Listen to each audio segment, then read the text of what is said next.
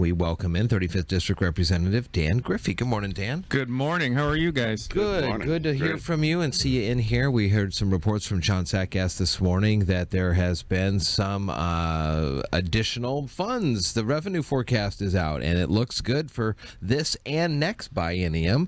And so there's a couple different thoughts of what to do with this. And tell us what you guys in the House are looking at right now. Well, I think it's important for people to know that because the economy is so good, it's really good news because people have jobs and they can take care of themselves. So that means all of the services that the state provides, there's less going out.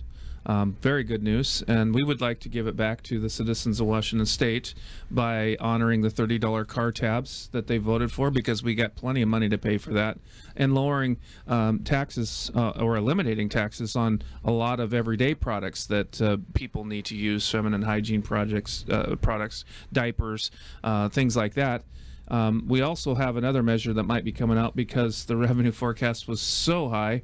We can establish a acceptable reserve fund, and we can do some property tax relief. So look for a bill to come out on that. $2.5 billion is too much for us to take in with our current projects that we have. We can pay for everything the governor wants and still give a lot back. That's crazy. That's a lot of money. It was some 500 or 600 million this biennium, 500 million next biennium. Where is that coming from? Is that from people moving into the state, new jobs being created, or? Well, on the maintenance side, it's just, quite frankly, people aren't using state services. All of them. We do have to take seriously mental health and homelessness, and look for us to invest some of that money into those.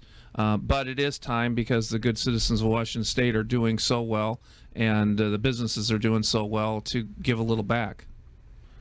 We talked yesterday with your counterpart here in the 35th, Drew MacEwen, about next week, a week from today, as a matter of fact, it'll be a town hall. Get a chance to hear from your constituents here in the 35th. Yeah, thank you guys for moderating that for us. It's going to be a good time, and then you should be able to see it on your website, I guess. Fingers crossed, Dan. Yeah, well, no, we're going to get it figured out here. Yeah, well, if it doesn't, I know you guys record them, and then that way you can play it back later. Yesterday, too, we talked about two of your bills that passed through the House, now headed to the Senate here.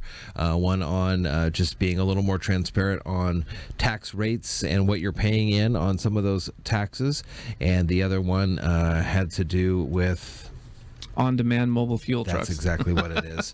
And once you're able to talk more about that, I find that one of the most fascinating that we've talked about here this session, just because it's such a new industry that takes off other things that have been going on, delivery services for all sorts of things, including window shield replacement, stuff like windshield replacement. There's a company, I actually thought years ago to start a company that you'd go to your parking lot and service the vehicle, put it up on ramps. That way, anything you can do to give any business that can give people back time in this speedy society, so they have more time with their family, I think is a winner. And on the the on-demand fuel delivery, I found it fascinating when they came to me and asked me to run it. It seemed like a really neat idea. Yeah. And businesses could do a day where they just fuel all their employees' tanks. That'd be nice. Neat things to give back. Yeah, it's exciting, and I'm glad we could, if it passes the Senate, we have a framework to where we could have more of these trucks in Washington State. There's nothing more stressful than putting off getting gas. I'm guilty of that. The night before work, right? And then running late already, and then you got to stop and go to the gas station. And then the gas station's roped off because that's the one that's half-hour window where the fuel truck's coming in. You're like, I got to go to the next one, and they're not that abundant some places in Mason County. So. Well, I drive a plug-in hybrid, so I don't worry about it as much. Oh, nice. If I got a quarter tank, I got about a 200-mile range. You get to Portland if you need to. I drive on a quarter tank for the whole week going to Olympia. When it comes to these big good numbers we're seeing in the revenue. What are you worried about here? I know you and your Republican colleagues are looking for ways to give back some of that money. It may not be the same on the Democrat side. Well, what I'm concerned about is that we don't we spend all the money and we create a bow wave into the future. And it's time that we kind of slow down on the spending, put some money away for the rainy day that's inevitably going to happen, because economies are cyclical. We're on a long uptrend, and all evidence is it's going to continue for a while, but we need to put some money away for that rainy day. And the problem is the people that will be hurt the most if we don't will be the people that need help the most. And so if we put that money away, we'll have a little cushion to protect Washingtonians' services when the inevitable downturn happens. But and the other thing I'm concerned about is there still seems to be an appetite for taxes. So, I can't believe that we had one of our largest employers, the state of Washington, come to me yesterday and ask us to raise their taxes.